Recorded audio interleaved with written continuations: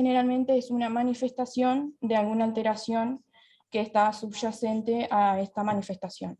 Es importante hacer énfasis en que esto es una urgencia, tanto médica como psiquiátrica, en donde requiere de una respuesta rápida de todo el equipo que está en el sector, ya sea de emergencia o en el área de cuidados moderados. Y esto siempre tenemos que priorizar y garantizar la seguridad del paciente, en primer lugar, y después la del entorno, ya sea familiares o el mismo personal de salud. Y esto es lo que nos lleva a veces es actuar rápidamente sin tener un diagnóstico previo del paciente, sino que primero canalizar lo que es la excitación y después ir a profundizar en cuál es la etiología de esa excitación. Con respecto a las etiologías, sabemos que son variadas, pueden ser etiologías a veces psiquiátricas, que allí tenemos diferentes trastornos psicóticos y no psicóticos. En este caso, por ejemplo, psicóticos, tenemos generalmente compensaciones agudas de alguna enfermedad de base, exaltación del humor, o trastornos psicóticos como lo son lo que vemos más generalmente en las personas demenciadas, retrasos mentales, trastornos de personalidad o ansiedad, y también las intoxicaciones o abstinencia por sustancias, por consumo de sustancia o de OH. Después tenemos las causas neurológicas, que también son frecuentes, muchos pacientes que vienen con traumatismos encefalocranianos, tumores intracraneales o pacientes que también tienen Parkinson que pueden tener excitación psicomotriz. Y también otras causas frecuentes son las secundarias a causas médicas o delirium, que son las que nosotros generalmente vamos a ver en la sala de cuidados moderados, que son aquellos pacientes que están generalmente añosos, cursando una intercurrencia médica, que presentan una alteración del sensorio, con fluctuaciones durante el día, sobre todo empeoramiento nocturno de esas fluctuaciones, que tienen también alucinaciones, bueno, que tenemos que ir a abordar, sobre todo esa causa médica que está generando que ese paciente tenga una excitación psicomotriz en ese momento. Estas situaciones pueden pasar en diferentes ámbitos, ya sea en el servicio de urgencia, que es lo más frecuente porque generalmente estos pacientes ya vienen del exterior con estos episodios, que pueden ser traídos por terceros, ya sea familiares o policías. Después pueden ser pacientes que están ingresados en el servicio de cuidados moderados, cursando la intercurrencia médica y también quirúrgica. Pacientes críticos en UCI, que también hay un porcentaje muy elevado de pacientes que están con una larga estadía en el servicio de CTI, que presentan episodios de excitación psicomotriz, o pacientes que ya de por sí están en una sala de psiquiatría y presentan estos episodios. Todas son situaciones complejas, independientemente de qué sector esté el paciente, todas requieren de una actuación multidisciplinaria con equipo de seguridad, médico, enfermería. Y bueno, también resaltar que el tiempo para la toma de decisiones es limitado y, como les decía, a veces actuamos con las medidas físicas o farmacológicas sin tener un diagnóstico de por qué ese paciente está con ese episodio. Bueno, seguridad del paciente y del personal frente a la excitación psicomotriz. Siempre debemos tener la precaución de que el paciente, cuando viene excitado, no atente contra nosotros. Siempre tener presente la seguridad del personal sobre todo. Si es posible, si el tiempo lo permite, debemos revisar la historia clínica. Enfocarnos bien si el paciente tiene un uso problemático de sustancias, si tiene antecedentes personales psiquiátricos, como, no sé, es una psicosis crónica, como dijo Florencia anteriormente, o si está en tratamiento farmacológico y qué fármaco está utilizando. Los factores de riesgo para excitación tenemos demográficos, psicosociales y clínicos. Dentro de los demográficos encontramos sexo masculino, menor de 40 años, bajo nivel educativo. Dentro de los psicosociales, antecedentes de conflictiva, eventos estresantes recientes, la muerte de un familiar inesperado, algún suceso estresante que haga que lo descompense. O también que venga por ingreso involuntario, que no quiera estar ahí en el servicio. Bueno, dentro de los clínicos tenemos antecedentes personales y antecedentes familiares de excitación psicomotriz previa, un episodio de ansiedad, una ansiedad crítica, paciente que tenga antecedentes de consumo de sustancias, baja adherencia a tratamiento, que no adhiera a medicación, o trastornos de personalidad. Dentro de los trastornos de personalidad generalmente son del grupo B, y entre ellos el trastorno límite y el antisocial. Trastornos mental graves y persistentes, como una descompensación en una esquizofrenia o una manía o epifanía en un trastorno bipolar. Valorar riesgo de la situación y adoptar medidas de seguridad personal. ¿Qué debemos hacer? Bueno, alejar y quitar objetos que puedan usarse como arma, tratar de llevar al paciente en una sala, en una habitación, que no tenga objetos, que no haya bisturí ni nada cortante que nos pueda lastimar, o algo que pueda usar para lastimar. Avisar al equipo de salud el posible riesgo de la entrevista, para que estén como alerta y no nos agarre desprevenidos. Jamás dar la espalda al paciente y tratar de cuando vamos a hacer la entrevista, si estamos en un lugar cerrado, que nosotros estemos del lado de la puerta, cosa de que tengamos un escape fácil. Dirigirse de modo calmo, pausado, mostrar interés del relato, no confrontar, eso es importantísimo, no confrontar al paciente. Al paciente que delira y al paciente agitado, tratemos de no confrontar. Y mantener las manos a la vista, que él no lo vea como una amenaza. Debemos evitar movimientos bruscos y iniciar una entrevista con temas neutrales y secundarios, y no enfocados en lo que aqueja al paciente, en la excitación. Tratar de enfocarnos en la ficha patronímica y como persuadir al paciente. Y jamás intentar tocar al paciente, si está con riesgo de violencia inminente. Frente a la agresión del paciente, realizar una anamnesis, si es posible, y evitar un interrogatorio minucioso. La información la vamos a obtener seguramente de relatos de terceros, o si viene la policía, bueno, de cómo lo encontró, de qué estaba haciendo, o cómo llegó a la respuesta a ellos. Y si no, hay historia clínica previa. Valorar el examen del estado mental y el nivel de conciencia. Si es posible un examen físico completo, enfocarnos en el examen neurológico. Control de los parámetros vitales, presión, frecuencia, saturación de oxígeno y glicemia. Y una paraclínica orientada a la sospecha clínica que pensemos en ese momento. Vamos a ver los signos y síntomas de agitación psicomotora. Estos signos que pueden parecer como uno los puede conocer de manera instintiva, pero bueno, vamos a detallarlo, que está bueno también.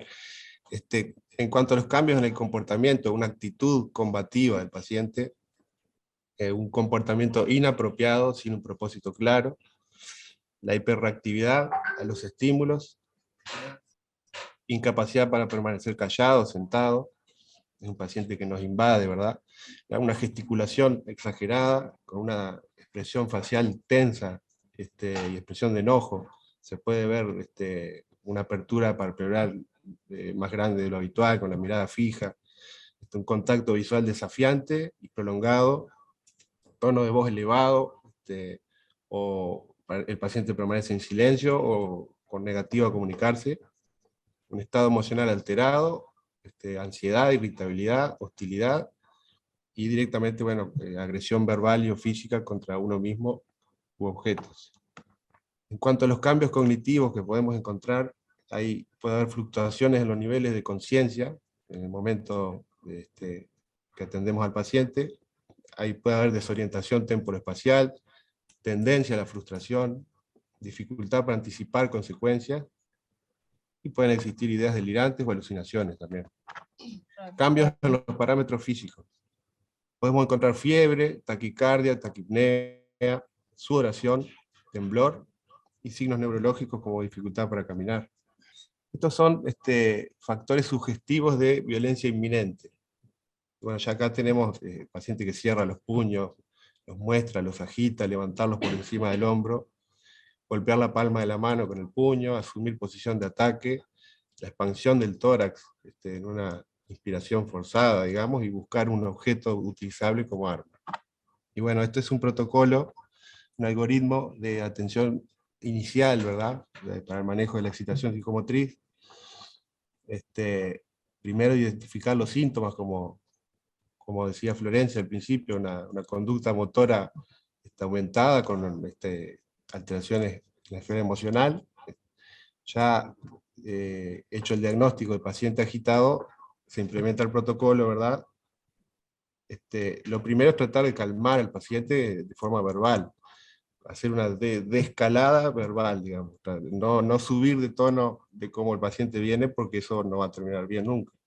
Generalmente puede no ser efectivo hablar, pero bueno, siempre se intenta. Si esto lo podemos tratar de continentar de manera verbal, pasamos a ver elementos de la historia clínica, podemos tratar de examinar al paciente, alguna paraclínica que sea necesaria, pero generalmente no es efectivo la desescalada verbal, y bueno, ahí se pasa directamente a restricción física y intervención farmacológica. En cuanto a la restricción física, que tiene que ser una indicación generalmente médica, ¿verdad? En la emergencia, va a ser aplicada de acuerdo a un protocolo que vamos a repasar un poquito ahora después. Y después tenemos la intervención farmacológica, 2 medidas como para ya pasar a poder ver la historia clínica, qué le pasó al paciente, y poder seguir actuando en consecuencia. Ahí tenemos después los diagnósticos diferenciales como 4 grandes causas. Una condición médica que produce la excitación, una intoxicación o retirada, o sea, abstinencia de sustancias psicoactivas, una causa psiquiátrica o una etiología indiferenciada. Y bueno, sabiendo eso, vamos a aplicar el tratamiento específico para la causa que sea fallada, ¿verdad? Cuando el paciente está excitado y violento, claramente se recomienda no intentar la entrevista y poner en práctica medidas de contención física. ¿Ah? En una situación ideal, que sabemos que no es en todos lados así, precisaríamos al menos 6 personas, ¿no? 5 personas para contener físicamente al paciente y otra más para administrar la medicación. Lo que está bueno es que las 5 personas se pongan de acuerdo quién va a agarrar qué parte del cuerpo. Una persona agarra la cabeza y las otras 4 un miembro cada uno. Y el otro que venga a inyectar al paciente. Que ya esté pronta la Exacto, jeringa. exacto.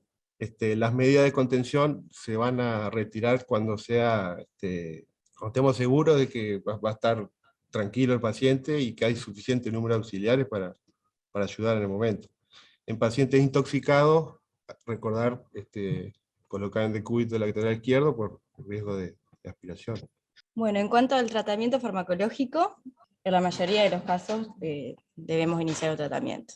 El objetivo es calmar la agitación del paciente, debemos evitar una hipersedación que nos pueda dificultar el diagnóstico y evitar efectos adversos que pueda generar la medicación.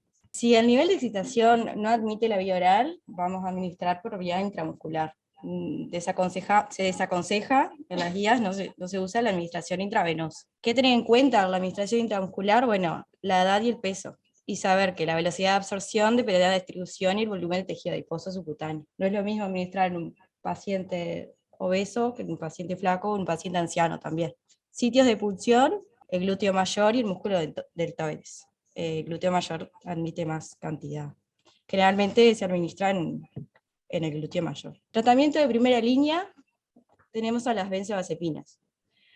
Este fármaco podemos utilizar tanto en monoterapia como en tratamiento combinado. ¿En qué momento utilizarlo? Bueno, cuando la etiología es desconocida o cuando la agresividad es por abstinencia alcohólica o por drogas. Los fármacos de elección, las benzos que tenemos de elección son el lorazepam, diazepam, alprazolam y midazolam. El más estudiado y el que todas las guías dicen que es el de primera línea es el lorazepam. Dado la dificultad en la cadena del frío, en el almacenamiento, no contamos con lorazepam. Pero sí tenemos diazepam y midazolam. El alprazolam lo dejamos para una crisis leve, digamos.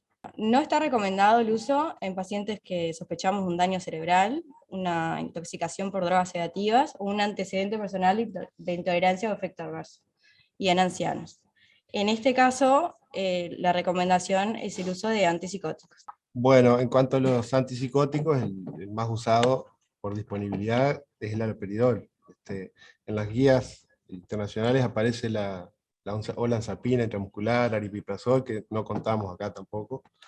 Entonces vamos a usar el haloperidol, que tiene un antipsicótico incisivo con un inicio de acción aproximadamente a los 30 minutos. y una dosis máxima recomendada por día de 15 a 20 miligramos, si bien esto, bueno, admite alguna variación, depende de los pacientes. La ampolla viene de 5 miligramos. Sabemos que con 7,5 miligramos ya el 80 al 85% de los receptores dopaminérgicos D2 están bloqueados, logrando efecto terapéutico. Si aumentamos por encima de 7,5, lo que aumenta son los efectos secundarios adversos más que el efecto terapéutico. Pero también esto puede admitir variaciones. Otro antipsicótico de uso habitual en la emergencia, por ser de perfil sedativo, es la levomepromacina, a una dosis de 1 o 2 ampollas, o sea, 25 o 50 miligramos intramuscular, que se puede repetir cada 2 a 4 horas. Dosis máxima de 200 miligramos día. Serían 8 ampollas, ¿verdad? Una vez realizada la contención mecánica, ¿verdad? Lo que recomienda la guía de la cátedra de psiquiatría es administrar en la misma jeringa una ampolla de haloperidol y una ampolla de midazolam. Que se puede repetir cada 30 minutos, un máximo de 3 veces. Como decía la profesora Estela Boquino, se han tenido que hacerlo por encima del pantalón en alguna situación que así lo requiera, ¿verdad? Y bueno, acá tenemos otro algoritmo para la selección de qué tipo de intervención farmacológica es la más apropiada. Para eso es imprescindible saber o tener más o menos claro la causa de la agitación. Tenemos que ver que esto es un cuadro que hay que resolverlo rápido y tenemos poco tiempo para la toma de decisiones. Tenemos 3 grandes grupos acá. La intoxicación o retirada de sustancias, ya sean alcohol o benzodiazepinas o cocaína y otras sustancias activadoras, ¿verdad? Como condiciones médicas, un deterioro cognitivo, un síndrome confusional, y después como causa indiferenciada, paciente con una discapacidad intelectual agitado, paciente con un trastorno del espectro autista, y trastornos psiquiátricos también, trastornos psicóticos crónicos como esquizofrenia, trastorno bipolar, una ansiedad psicótica, ansiedad desestructurante en cualquier tipo de paciente, desórdenes afectivos, o sea, trastorno del estado de ánimo y trastorno de personalidad. Una vez más o menos que tengamos claro qué tipo de etiología tiene la excitación, si sabemos que es por retirada, o sea, abstinencia o intoxicación por alcohol, ahí vamos a elegir o no las benzodiazepinas. En el caso de la intoxicación no vamos a dar benzodiazepinas porque se puede deprimir más la conciencia, y en caso de abstinencia sí, es de elección. Depende de si el paciente coopera o no, generalmente no va a cooperar y vamos a usar la vía intramuscular. Si el paciente cooperara, podemos usar la vía oral. Después, en otras condiciones médicas y pacientes con etiología psiquiátrica, vamos a optar por antipsicóticos, ¿verdad? Que si el paciente no coopera, va a ser la vía intramuscular, como dijimos, haloperidol o levomepromacina. Y si el paciente coopera, bueno, aparece en otros lugares antipsicóticos inhalados, que no contamos acá, sublinguales o vía oral también. Bueno, ahora tenemos viñetas clínicas para poder pensar juntos y discutir acerca de lo que hablamos. No, que intentando aportar de alguna forma de una perspectiva de derechos del paciente,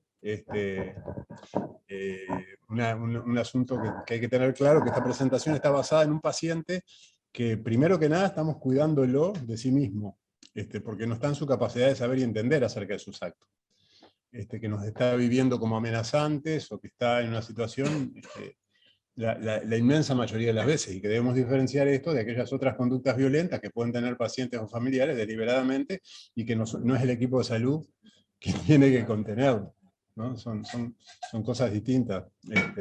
Simplemente eso, que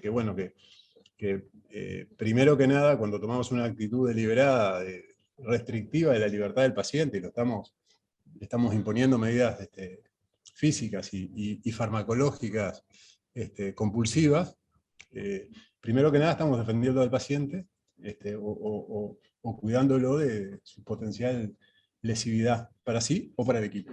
Yo quiero hacer en realidad una pregunta de repente reflexiva. hablamos de excitación psicomotriz, ¿verdad? Y nosotros estamos generalmente acostumbrados a valorar el delirium, ¿no? El síndrome confusional. ¿Tá? Entonces quiero preguntar desde el punto de vista teórico, conceptual, ¿cuál es la diferencia entre este cuadro y el delirium, que si bien lo mostraron y lo clasificaron dentro de causas médicas potenciales, desde el punto de vista teórico y clínico, de repente, cómo diferenciar o cuáles son las claves clínicas para diferenciar una entidad u otra? El delirium centralmente es la expresión psíquica de una afección orgánica, ¿sí? Que básicamente está dada por una desestructuración de la conciencia. El paciente está viviendo en un mundo confuso onírico, está soñando despierto, entonces está viviendo una realidad paralela. Tiene su conciencia, es el nivel mayor de desestructuración de la conciencia. Ese es lo que vemos habitualmente y se asocia a una causa médica y va a remitir cuando logremos mejorar la causa médica y por definición además es reversible. Mejorar la causa médica revierte el delirium y la excitación psicomotriz es uno de los síntomas del delirio, ¿sí? Es la expresión motriz o en las conductas, en la psicomotricidad de ese cuadro clínico. Distinto es, por ejemplo, no sé, la abstinencia de sustancias sin alteración de conciencia. Lo vemos a veces en el servicio de urgencia, o la excitación psicomotriz del paciente intoxicado, digamos, si bien es similar, no tiene el nivel de profundidad de alteración de la conciencia que encontramos en el paciente clásico de sala. A propósito de esto último que estaban dando, capaz que a lo que nosotros como internistas nos involucra más. A mí todavía me cuesta diferenciar el paciente con abstinencia de sustancias, alcohol por ejemplo, se va a comportar con inquietud o excitación psicomotriz y está confuso. Algunos sí. Ahí está. Algunos sí, los que están cursando un delirio. De hecho, el manejo terapéutico es bastante similar en esa primera etapa. Sí, está confuso. Sí, es una de las causas. Con abstinencia está. Lo que define es la alteración de la conciencia, que es distinto del paciente alcoholizado que tiene una desinhibición de su agresividad o de su agresividad por el alcohol. La primera viñeta teníamos un paciente de sexo masculino de 30 años de edad aproximadamente, biotipo longilíneo, ingresa por el acceso a ambulancias con un paso acelerado, golpeando fuertemente la puerta, vociferando "denme una señal".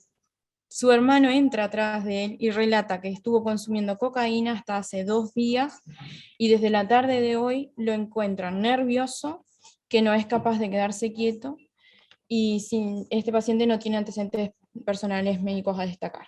Entonces, acá queremos que mencionemos el diagnóstico presuntivo y las medidas iniciales a instaurar. Alteración de la conducta motora, ¿no? Rápido, ¿no? Y un estado emocional alterado, ¿no? Además, exacto. Configura, por definición, en un estado de excitación psicomotriz. Ahí está. Bien, y medidas... Demanda asistencia, viene demandando asistencia. Agresividad. Exacto. Y medidas iniciales. Siempre primero tratar de ir a lo verbal, de no siempre mantener un tono más bajo que el que está usando el paciente, tratar de persuadirlo por ese lado. Si eso no es eficaz, bueno, ahí sí ir a las demás medidas, ¿no? Primero lo físico y después lo farmacológico. Lo que dice Sergio en realidad es que este paciente ya viene pidiendo el Nocinan a los gritos, o sea que las medidas iniciales no van a ser tan efectivas. No necesarias. Necesarias, digo, ¿verdad? Bueno, ¿qué acciones el personal de enfermería debería implementar en este cuadro? Acá dicen los controles iniciales, también implementar lo verbal, el servicio de enfermería. ¿Qué fármacos utilizaría, las dosis y la vía de administración?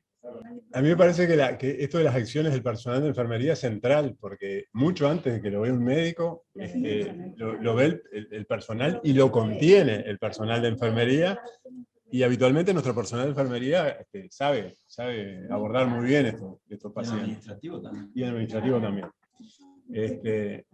Seguramente llevarlo al polivalente, sacarle público, sacarle...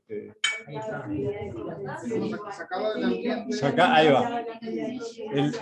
El continente de un lugar, el continente de una habitación sola, mucho más que un box, contiene el paciente. Entonces, el llevarlo a un lugar aparte es a veces posible, a veces no. Y habitualmente, simplemente escuchar. Yo creo que acá hay un asunto que no nos podemos olvidar. El poder que tenemos con la oreja. La escucha activa. Eso es central porque el paciente mismo, su ansiedad, su desborde, lo va a poder verbalizar, lo va a poder sacar. Entonces, seguramente, porque aparte después acá viene la medida farmacológica que seguramente vamos a tomar, y yo quiero ver a ver qué le hacen. Ese primer momento de personal de enfermería o el médico que esté disponible, en ese contexto de riesgo, ¿significa que hay que asistirlo en ese ambiente un poco más reducido solo? No. Lo decía... ¿Para los colegas o los estudiantes o los enfermeros que les toca? Lo decía... ¿O tiene que venir alguien de... Lo decía hoy Victoria, ¿no? Y bueno, llevarlo a un lugar que los otros, que otros integrantes del equipo sepan que está el paciente en estas condiciones y que yo voy a ir en estas condiciones. Si tenemos la posibilidad de que vaya alguien más, teniendo en cuenta que también esta situación es amenazante, más de uno. No, yo preferiría ir solo. O vengamos el paciente viene a pedir la medicación, ¿no? Vos, ¿dónde van? Pide ayuda. El tema es sacar... Porque eso es disuasivo, digo. Sin duda, tenés que cuidar el tema de estar más cerca de la puerta. Hay cosas que vas cuidando, ¿no? Cuando empezás con el... Parece que vas a controlar mejor la situación. Sí. Hay que ver, ¿no? Este paciente... Sí, a veces no puede ser amenazante para el paciente, en este caso que viene, que tiene una idea, que es médico, viene pidiéndote la... Sí. Una cosa es lo teórico, otra cosa es la práctica, personalizar. Pero yo creo que hay que tener la idea del equipo, hay que tener la idea del grupo, del equipo, ¿no? De contención. Desde ya, fíjense que en el algoritmo que mostró Enzo, no muestra una persona, muestra varias personas, 3 o 4 muñequitos, caritas por ahí, donde había una figura policial, un vigilante. Quiero decir, ojo, que ir solo puede significar un riesgo. Entonces digo, está bien capaz, en esta situación que va a tratar de lineal, seguramente se lo va a escuchar, se le va a consentir el tratamiento que viene, no sé si otro fármaco, de acuerdo al algoritmo que plantearon. Entonces, ojo, hay que tener la idea de que tampoco hay que arriesgarse a ir solo y generar un contexto. Tenemos que, desde acá tiene que surgir una idea de acción, una línea de acción para futuras situaciones. Entonces, capaz, no sé si solo o capaz con alguien más, el médico, y tener esa idea, ¿no? Siempre una situación potencial de riesgo. Yo creo que acá lo rico de la interacción es justamente que acá hay gente que todos los días aborda estas situaciones desde el equipo.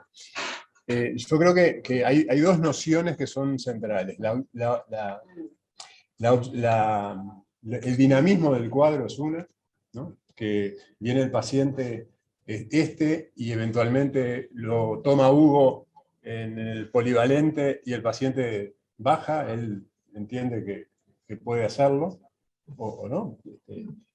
Y también existe el otro cuadro, paciente que no viene excitado y que en relación a alguna acción del equipo se excita, ahí va. Y ahí estamos solos con el paciente. Yo creo que Bueno, el tema de dinamismo y el otro tópico a tener en cuenta es el equipo. Capaz que voy solo, o capaz que vamos dos, o capaz que dejo la puerta abierta y hay alguien fuera. Pero el equipo sabe que es una situación de riesgo o de riesgo potencial. Yo creo que ese es el kit. No es que para cada situación hay una receta específica. En el primer intercambio que yo voy a tener con el paciente, sé si lo voy a poder disuadir o no lo voy a poder disuadir. Que a veces lo que nos pasa a nosotros, lo que estamos toda la semana, el mismo día, la guardia, terminamos conociendo desde allá cuando se baja y decimos, mirá, viene el del Nocinan, porque lo hacemos. Este paciente lo vivimos así. Entonces, a veces tenemos un conocimiento, ¿no? Que justamente lo que estábamos hablando de la crisis de situación psicomotriz es carecer de información, pero a nosotros nos pasa por repetir el lugar donde trabajamos y ser nosotros los mayores que estamos acá. Todas esas cosas de alarma, exactamente. Tú lees sin saber que las estás. Sí, totalmente, pero digo, a veces nosotros conocemos como que está Hugo, sabemos como el comportamiento del equipo, por suerte tenemos una inercia, una fortaleza que es cómo actuamos, cómo nos conocemos en trabajar. Eso es una fortaleza del servicio de urgencia de Comepa. Yo siempre se los repito, tenemos debilidades, pero la verdad que la sinergia que tenemos en el trabajo, lo digo siempre porque es una fortaleza, y entonces nosotros sabemos en qué posición estamos cada uno, sabemos lo que va a hacer el nurse, lo que va a hacer el enfermero, y tenemos reacciones con eso, pero es importante, como dijo Sergio, que si bien entra alguien solo, si logramos tener un lugar donde poder colocarlo, ponerle polivalente, que sea lo mejor que nos puede pasar, o el triage en el filtro, no sé cómo se llama, Fernanda, en el servicio de urgencia del hospital. En el mejor de los casos, que sea una tarde tranquila y nos pase eso, pero tal vez si entra uno, porque el otro que queda afuera, ¿no? Sabe que entró con ese paciente, no entre solo, no llame, haga algún gesto de que otro se dé cuenta, ¿no? Que en realidad es lo que nos pasa y lo que hacemos. A veces lo hacemos, como dice Sergio, así, vemos la alarma y se nos enciende sin decirnos cosas. Pero eso es porque sinergiamos de esa forma, que está muy bueno. Pero puede haber un compañero que no tenga tanta experiencia, puede haber un médico nuevo en el servicio de urgencia, más en estos momentos que precisamos refuerzos.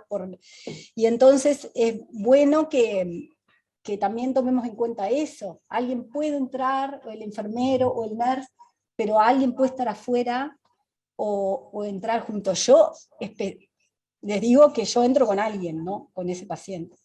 O sea, porque es así, cada uno conoce cómo se siente seguro de trabajar, pero entiendo que otro pueda querer entrar solo. Nosotros conocemos cómo es, capaz que hay un médico que puede hacerlo, lo maneja mejor, pero de verdad que las acciones son en conjunto, que me parece que es por lo que tomamos ahora este equipo de intercambiar opiniones con ustedes, con enfermería, hasta con el que abre la puerta de la ambulancia, yo qué sé, con el que abre la puerta del servicio de urgencia, con el guardia de seguridad adelante, porque de verdad que son situaciones que en ese momento es rápido el actuar, ¿no? No podemos estar pensando que lo hacemos así sobre la marcha. Por eso está bueno discutirlo en este momento que lo vemos, que tenemos la posibilidad de ver este paciente sin verlo, pero que lo estamos viviendo, y ver lo que haríamos, lo que no haríamos,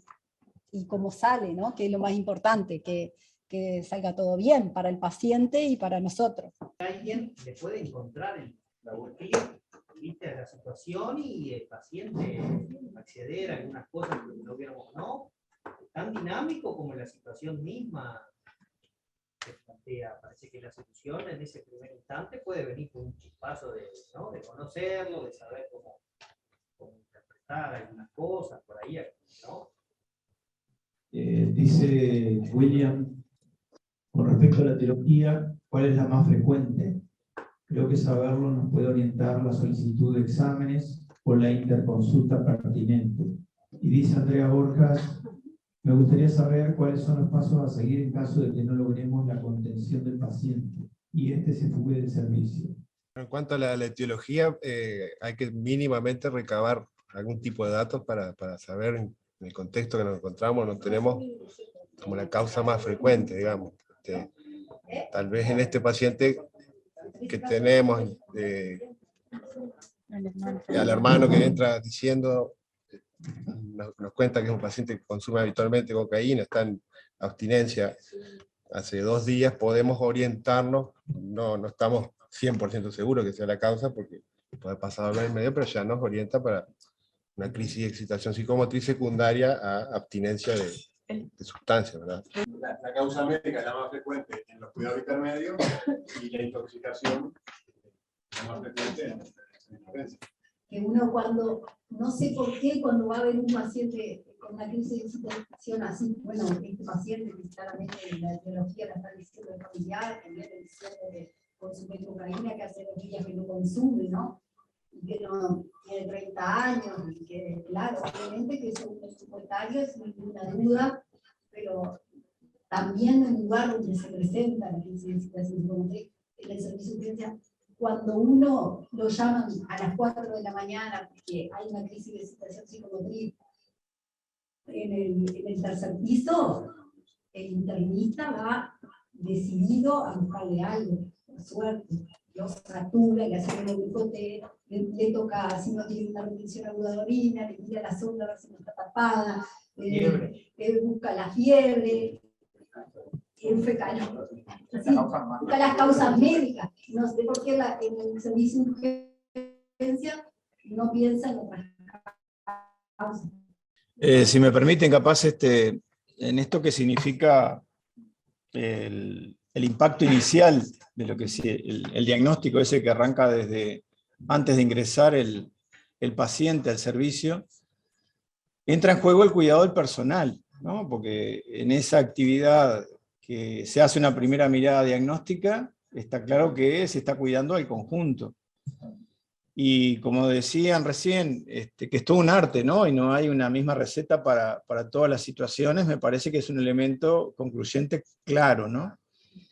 Y agregarle otro factor, que muchas veces también tiene que ver con las circunstancias en las cuales recién Verónica hacía referencia, que tiene que ver con el momento en el cual se produce la consulta, ¿no? No es lo mismo de madrugada y que en plena jornada durante el día, donde hay otro factor también que es la carga que tiene el servicio de otro tipo de consultas. Entonces, ¿cómo organizar 4 o 5 personas para que atiendan a uno, cuando en realidad por ahí gran parte de esas personas están atendiendo un montón? O sea, está atravesado por un montón de factores que me parece bueno conceptualizar la idea de la planificación, que antes de ir intuitivamente o con impulso a resolver el caso, tomarte un pequeño pausa de tiempo para decir, bueno, ¿qué hacemos? ¿Cómo hacemos y dónde lo hacemos?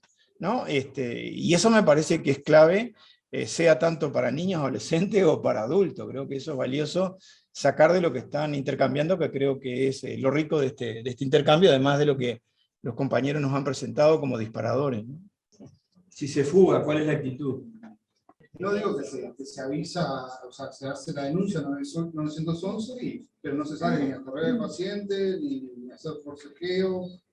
Me parece que hay que cuidar un poco.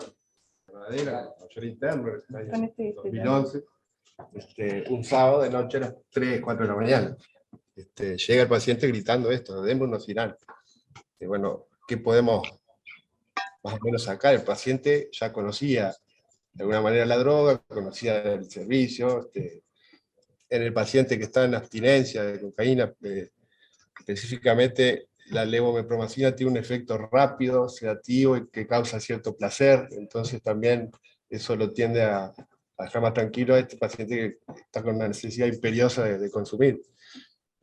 Rápidamente el equipo de enfermería y el policía lo redujeron porque estaba realmente excitado, se escucharon los gritos de toda la planta baja del hospital, vinieron de CTI, de todos lados, y yo, bueno, llamé al médico que estaba de guardia y al especialista correspondiente.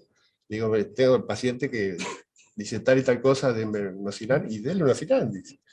Y se resolvió con unosinal. ¿Ah? Pero capaz estaría mejor indicado El concepto. una benzodiazepina intramuscular, midazolam o diazepam, de acción rápida. Para evitar este refuerzo, digamos que el paciente busca como una droga para suplantar la otra que no tiene. Creo que ahí eso también le agregaba otro punto, que es el tema de cómo integrar al policía muchas veces a lo que significan las directivas desde el punto de vista médico, porque no es lo mismo dejar el criterio que usa de reducción el policía habitualmente en la calle que lo que puede utilizar bajo el mandato de un equipo de salud, que creo que son otro tipo de intervenciones y de fuerza que se aplican a la situación. No es lo mismo agarrarlo, ¿no?, a los golpes, al palazo, que aplicar el criterio que se estaban hablando por parte de los compañeros. Me parece que eso sirve como para integrar también. El policía del hospital es como que apoya al equipo de salud, como que si fuera uno de esos 5 del equipo de salud. O sea, hace fuerza de tomarlo un miembro. En realidad era para enfatizar lo que es cuidados moderados, lo que hablaba Vero, que generalmente nosotros que estamos más que nada haciendo esas guardias, y tenemos también el tercer piso. Una paciente, generalmente los pacientes que ingresan al tercer piso son pacientes añosos, en este caso una señora adulta mayor de 80 años, que como antecedentes hipertensa, diabética, no insulino requiriente, es parcialmente dependiente para las actividades de la vida diaria. Silvina de Oliveira dice, en el caso de los pacientes que necesiten ser trasladados, ¿cuáles serían las conductas a tener en cuenta en nuestra situación que somos Big y Chong? Y después, Sonia Lesina dice, ¿cuál es la droga que se puede dar hasta 3 veces con 30 minutos de separación? Cada 30 minutos, máximo 3 veces, generalmente el haloperidol más la benzodiazepina se puede repetir. Bueno, el traslado sí o sí va a tener que ser con el paciente sedado, obligatoriamente. De acuerdo. Puedo usar la recomendación de la cátedra, que es esa. Ahí va. Que en realidad ingresa con un cuadro de declinación funcional en las últimas 72 horas y tiene, está cursando una infección urinaria. La señora ya hace 48 horas está en el servicio de cuidados intermedios y en la noche se convoca al médico de guardia a las 23 horas, dado que la paciente presenta episodios de excitación psicomotriz con movimientos de los 4 miembros bruscos, extrayéndose la vía venosa periférica que tenía puesta, desconociendo a su hijo que la estaba acompañando con agresividad verbal y física hacia los familiares y el personal de salud.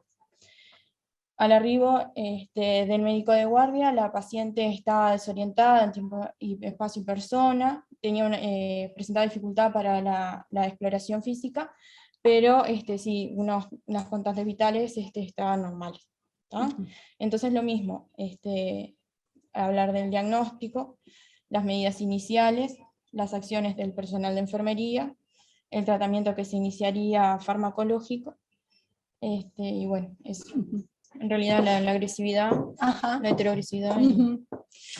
Que está agresiva, que tiene agresiva con el personal que la asiste, y que, bueno, que se retira la vía venosa periférica, que, bueno, la escena esa que habitualmente vemos, y que si bien no podemos lograr examinarla completamente, tenemos el diagnóstico de ese previo que ingresó hace 48 horas por infección urinaria, y que los controles serían normales con respecto a que no tiene temperatura, que no tiene fiebre, que la glucotés es normal, la presión, no sé si le pudieron tomar la presión, bueno, y después... El diagnóstico en realidad... Pensábamos en cómo, cómo deben ser las medidas de enfermería con esa paciente. Orina por sonda. Está con sonda. Orina por sonda. Muy bien. No está tapada, no hay ¿Qué haría usted? Bueno, es orina por sonda, que no esté tapada, con un lavado. Hemoglucotés dijeron que está normal. Sin fiebre. Controles sin fiebre. La presión normal. Esa cosa, como dice Lorena, claro, si bien obviamente que está agresivo el paciente, pero eso en una paciente de 80 años que está con el hijo se puede realizar, ¿no? Si bien puede estar muy agitada, puede requerir medida, veremos ahora, pero en realidad esa, obviamente un paciente internado, podemos hacer los controles y podemos llevar la sonda vesical, esas cosas. Claro, si porque es un anciano. Totalmente. Sí, sí se puede porque es un anciano y por lo general no tiene tanta fuerza. Se puede hacer y tiene familiar. Sí.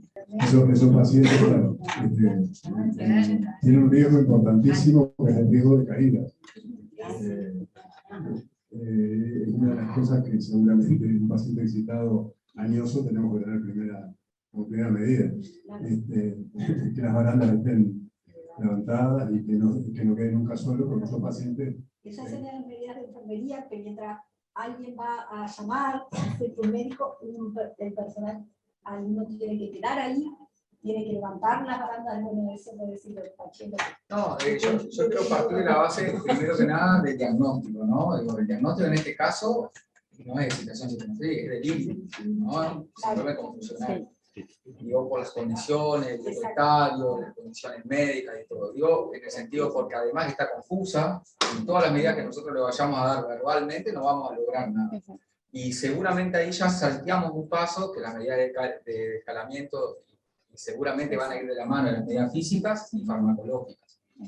Entonces creo que es importante, primero que nada, decir dónde estamos parados. Bueno, síndrome confusional por todas las condiciones. Todas las medidas que hablaron, puede que no exista ninguna condición a corregir, pero siempre hay que buscar esas causas corregibles, factores corregibles. Parece que está todo normal, no está tapada la sonda, y la propia condición de la internación puede ser el factor, el gatillante, la propia condición de la internación, como muchas veces vemos. Y bueno, y creo que esta paciente, prácticamente para responder seguramente a alguna pregunta que viene por ahí, 2, 3. Sí, la medicación. La medicación a usar, no sé, la puedo decir, pero sí, seguramente es añosa, seguramente, digo, partiendo de la base que capaz una benzodiazepina puede generar un riesgo de presión de vigilia, etcétera, seguramente los fármacos antipsicóticos, aloperiol, ajustada a la edad, al peso, la función renal, etcétera, el estado de hidratación, o los riesgos que tienen los antipsicóticos, capaz sería la droga de elección por vía intramuscular. Digo porque quedó como una regla básica y se dan más aloperiol. Las medidas físicas que... No, y las medidas físicas. Sí, creo que son básicas y necesarias prácticamente en simultáneo antes que la cuando el paciente se calme se puede retirar. Y hay un dato que no es menor, que está el familiar. Entonces, muchas veces en los síndromes confusionales, uno de alguna forma tiene que lograr ese apoyo del familiar, de tratar de tranquilizar, que obviamente no lo reconoce en este caso, pero a veces hay fluctuaciones, ¿no?, de ese estado de conocimiento del familiar, y el apoyo, la contención familiar, hacerle recuerdo de quién es, dónde está, a veces puede tener su beneficio y su fruto, digamos, cuando hay insistencia en ese sentido, y sobre todo en algún punto de inflexión del estado de conciencia. Son estados de conciencia variables, y hay momentos donde hay reconocimiento y hay momentos que no están en pleno conocimiento de quién está al lado. Pero está bueno que esté un familiar porque muchas veces la misma contención del familiar puede generar y está escrito dentro de las medidas de contención. Bárbaro. Y otra cosa con respecto a lo de las dosis del haloperidol que decíamos, Franco, ten en cuenta que en los adultos mayores siempre se debe empezar con dosis bajas, medias en realidad, 2,5 haloperidol, porque tienen mayor riesgos de tener efectos secundarios, en realidad, el haloperidol. Y a veces pensamos que es en realidad que está resultando el haloperidol y son los efectos secundarios los que se están manifestando en realidad. Entonces siempre realizar dosis medias. En los adultos mayores, generalmente los que vemos nosotros en piso. Siempre empezar con 2,5. Con frecuencia lo que nos pasa es que no usamos megadosis. Me recuerdo que el metabolismo de estos pacientes se divide por la mitad por 3. De modo que sí, una dosis razonable sería media ampolla de haloperidol. Lo que nos pasa habitualmente es que le damos una ampolla, a veces le damos una antes de tener el efecto de la primera, y después nos encontramos con el día siguiente, está sedado durante todo el Por día. eso creo que es importante, muy importante, lo de las medidas físicas, que yo creo que a veces nos cuesta con eso de que está el familiar y eso, pero si uno le explica, como siempre, que si uno habla puede entenderse mejor, se toma el tiempo para explicarle, contener al familiar también en esa situación, que es complicado, ¿no? Puede esperar, tiene que esperar los 30 minutos, porque seguramente, como dice Sergio, es anciano, al otro día lo tenemos sedado, se deshidrata, nos alimenta, se nos prolonga la internación, se prolongan las complicaciones, que es lo que no queremos. Y puedes tener un familiar que te ayude, que sea consciente para el paciente, o un familiar que se pone más ansioso que el paciente. Claro, claro. En general, es así, claro, el familiar es el familiar. Bueno, el que le tocó, pobre paciente. Pero en general nosotros tenemos que, y sí, pero nosotros tenemos que colaborar, en que siempre que si hablamos, tenemos la posibilidad de entendernos. Si no hablamos, no vamos a tener la posibilidad de que nos entienda el familiar, ni el paciente. Digo, lo que pienso y lo que promuevo además, porque lo creo muy importante en este momento, sobre todo pensando, poniéndonos como acompañantes de ese paciente, ¿no? Como el hijo de ese paciente. Víspera. Sí, no. ¿Por qué sí? ¿Por qué no? Porque tenemos una conducta heredada muchas veces del abuelito o de la excitación del alcohol. ¿No? Ya habilidad. Bueno. El Miperal es un diagnóstico sedativo, atípico, que tiene baja incidencia de efectos secundarios, que se puede hacer intravenoso. Entonces, en aquellos pacientes que van a estar en su condición médica, por ejemplo, ancianos, pacientes politraumatizados, etcétera, que su condición médica va a llevar, la recuperación va a llevar muchos días, podría ser una indicación. No tanto para revertir, por ejemplo, un cuadro como este. No porque, digo, lo podemos usar, se puede usar intravenoso, pero seguramente el algoritmo es mucho más incisivo, el nocinal es mucho más sedativo que el miperal. Aprovechando lo farmacológico de la última, sobre quetiapina, eventualmente el paciente que esté que sea viable utilizarlo vía oral, ¿qué pasa con la quetiapina en ese escenario? En este paciente.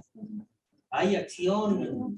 Sí, porque nosotros, la hemos incorporado, no sé si con buen fundamento, no sé, o por una salida al haloperidol, sobre el haloperidol.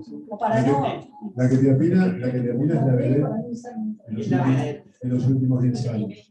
Neuroléptico nuevo, atípico, sedativo, con escasa incidencia de efectos extrapiramidales, pero aritmógeno, sobre todo en pacientes dañosos, con aumento del QT, que pocas veces lo conocemos. Es un medicamento que tiene efecto ansiolítico, que tiene efecto hipnótico, tiene efecto antidepresivo en los pacientes con trastorno bipolar, que tiene efecto regulador del humor, que tiene efecto impulsivo, que tiene un montonazo. Por eso digo que es la vedette. Ustedes ven que la usamos en un montón. A veces desmedidamente, porque les solemos dar quetiapina a los ancianos con insomnio antes que hacer una buena higiene del sueño. O que proponer melatonina, que son aquellos pacientes en los que la melatonina sería más eficiente, porque pueden tener deficiencia de melatonina. Igual, dentro de la internación es una buena alternativa. Es una buena alternativa, sobre todo cuando tenés que bajar la ansiedad de un paciente, por ejemplo, añoso, confuso, con un deterioro cognitivo, etc. Es una muy buena opción de la vía oral, es una buena opción. No es una buena opción para el uso agudo, porque el inicio de efecto empieza una meseta como las 2 horas, entonces te desarmó la sala. Y si no calma con el haloperidol. Si no calma con el haloperidol, es La la primera, última la pregunta. primera media ampolla. Ahí en su... La repetimos, Frank. Después de la media hora. Esperamos.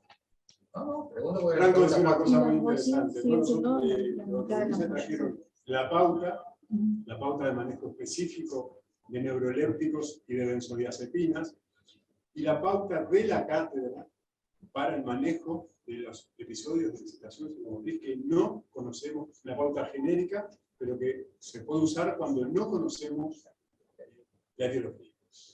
No es lo que vamos a usar en el paciente añoso o en el paciente, pero sí es lo que podemos traer en la ambulancia. Seguro, ¿No? Me parece que eso que tú dijiste está muy bien, porque a esa viejita no le vamos a hacer una polla de haloperidol y una polla de midazolam intramuscular. Bien. La recomendación formal, digamos, en esta paciente sería 1 miligramo o 2 de haloperidol. Difícil de calcular. Y también esta situación genera mucha ansiedad en el equipo, en la familia, y como que quieren que ya Se duerme. se duerma, pero lo formal sería una dosis baja. Sí. Y también hay que considerar la biodisponibilidad en la vía intramuscular en el abuelito deshidratado, poca masa muscular. Seguramente demora un poquito más también. Lo que preguntaba Diego de la quetiapina tiene como 3 indicaciones formales. El paciente esquizofrénico, un tratamiento crónico, una descompensación, y en el trastorno bipolar, en la manía o en la depresión bipolar. Todo lo demás son indicaciones fuera de etiqueta. Bueno, y hay eso, un uso eso es desmedido. lo que en la práctica creo que a muchos seguramente nos está ocurriendo. Hay todo un Es estudio como una de cuánto salida a aumentó una la quetiapina. situación, como vedette o como le hemos atribuido capaz a alguna otra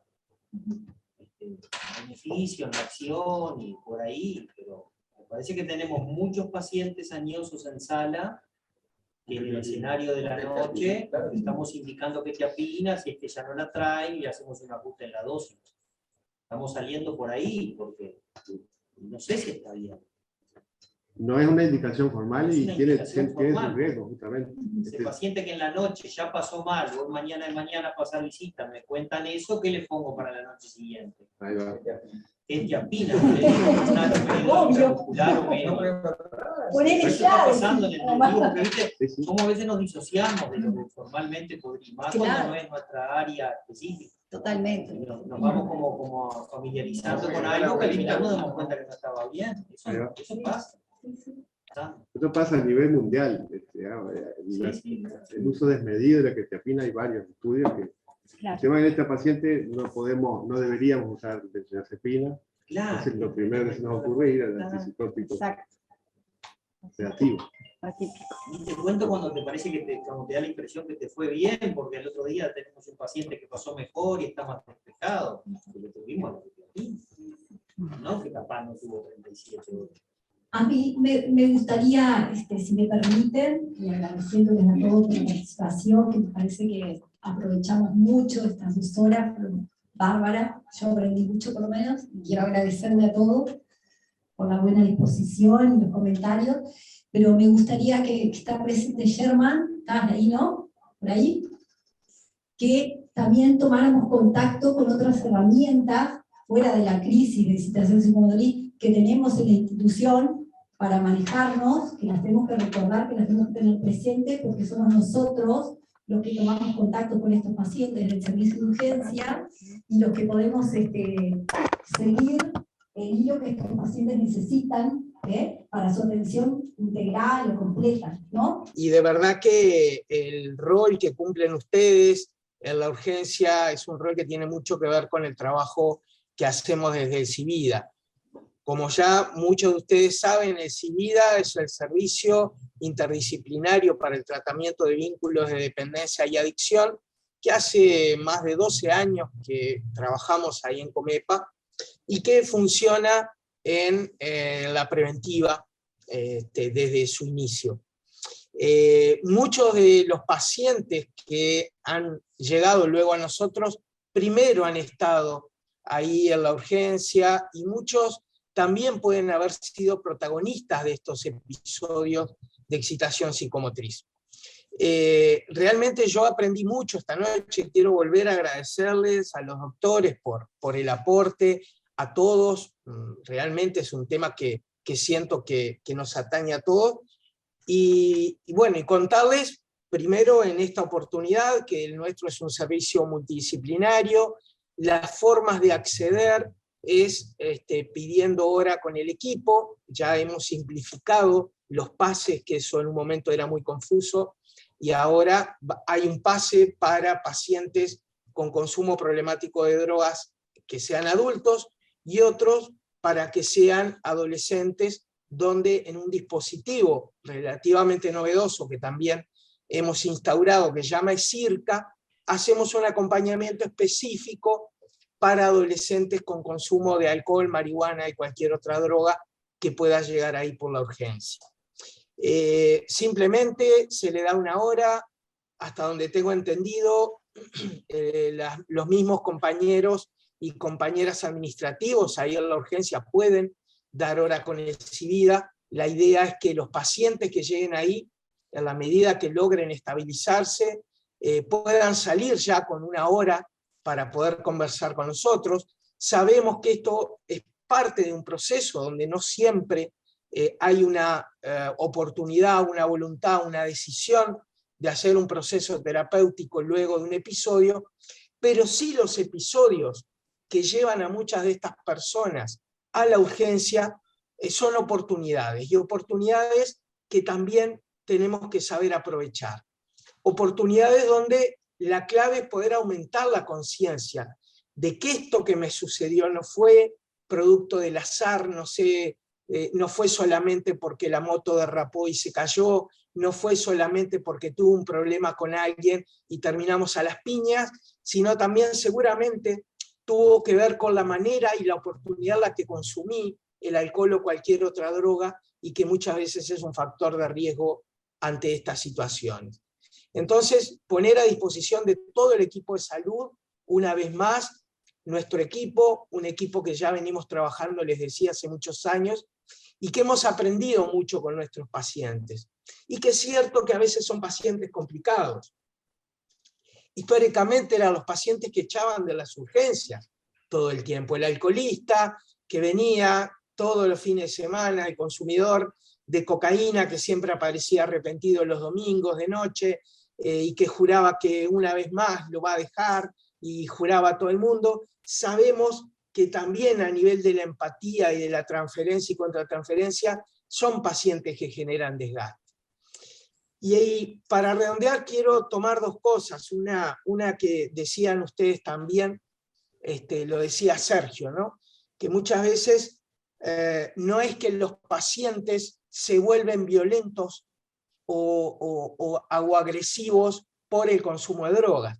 Él decía muy claramente, las drogas también sacan de nosotros aspectos que en otras ocasiones los podemos tener como más a raya, pero no pone y no agrega nada. La buena gente no se transforma en mala gente solo por consumir drogas.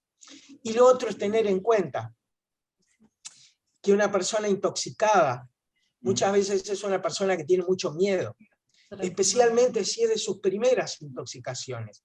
Si estamos hablando del adolescente que tiene su primera borrachera o su primera experiencia de consumo de marihuana y está en un viaje que no logra entender ni cómo está ni dónde está, o alguien que ha experimentado con hongos, y muchas veces esta expresión de excitación psicomotriz es producto del miedo.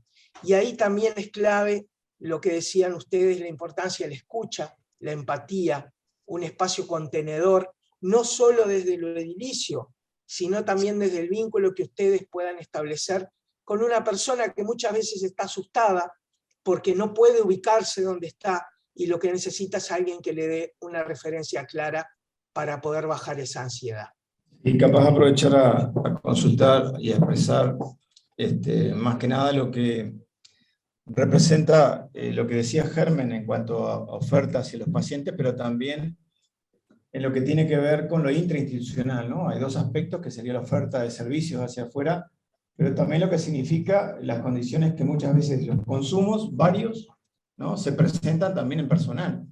Entonces, ese tipo de situaciones que muchas veces son la propia situación de estrés, la propia situación del doble empleo, en muchos de las compañeras y compañeros que trabajan, ameritan tener una orientación, ameritan tener un apoyo, y eso me parece que también es complementario a lo que Germán estaba planteando, que queremos, como les decía al principio, aquellos servicios que tiene la institución, que son muchos, que puedan atravesar las diferentes disciplinas, que puedan atravesar los diferentes servicios, que pueda circular mejor la información de qué es lo que contamos, con qué servicios, y creo que nos llegamos a sorprender muchas veces cuando se cuenta con montones de recursos, con equipos armados, y que son oportunidades, ¿no? Oportunidades no solo para el usuario de Comepa, sino también oportunidades para el personal. Y eso es lo que quería resaltar también, complementario al planteo de Jaime. Yo también, para ir terminando la jornada, en realidad quiero en primer lugar felicitarlos a los que organizaron esta actividad, porque la verdad que es un tema que uno lo tiene en el día a día, en la práctica diaria, pero siempre es un tema, que es desafiante en las conductas, cada paciente es muy particular, y tener presente y realinear un poco todas las conductas, no farmacológicas, sino todo lo otro, ¿no? Todo lo que es no farmacológico, creo que es muy importante. Y esta oportunidad de poder repasar estos temas y de alguna forma los puntos críticos en el manejo de la excitación y el delirium, creo que es importante, y esto creo que se debe al esfuerzo que han hecho ustedes como equipo y como grupo para presentar esta actividad. Así que los felicito y les agradezco la invitación también. Y quiero de alguna forma terminar fortaleciendo un aspecto que dijo Germán, y es empoderarnos nuevamente de la empatía en el manejo, no específicamente de estos pacientes, sino a nivel general. En el día a día, en la rutina diaria, la sobrecarga laboral, a veces es importante bajar un poco, ponernos al mismo nivel del paciente y de alguna forma dejarnos un tiempo para reflexionar y ver que ese paciente en realidad está buscando ayuda, está buscando soporte, y a veces solamente escuchar o transmitir algunas palabras orientativas hacen mucho más que un fármaco en sí mismo, y ni que hablar que en la continuidad. Así que empoderar un poco la empatía y fortalecer ese aspecto en todos nosotros. Y me voy con esa reflexión, creo que como importante, además de todos los conocimientos que hoy repasé y fortalecí. Bien, muchas gracias. Solo queda, me parece, ir cerrando, agradeciendo por supuesto la participación de los compañeros que hicieron la exposición. Muchas gracias. Agradeciendo la participación del compromiso de Verónica de llevar adelante este planteo. Y sin duda que lo referido al principio, buscamos integrarnos cada vez más en las diferentes disciplinas, buscamos pensar juntos, reflexionar con una lógica desde la propia institución, con los recursos que tiene, y por supuesto enriquecernos con lo que son las miradas de las cátedras, de lo que nos orientan, y por lo tanto entendemos que desde ese lugar vamos a seguir trabajando. Así que muchas gracias a todos, desde lo virtual, desde lo presencial, y nos estaremos encontrando pronto.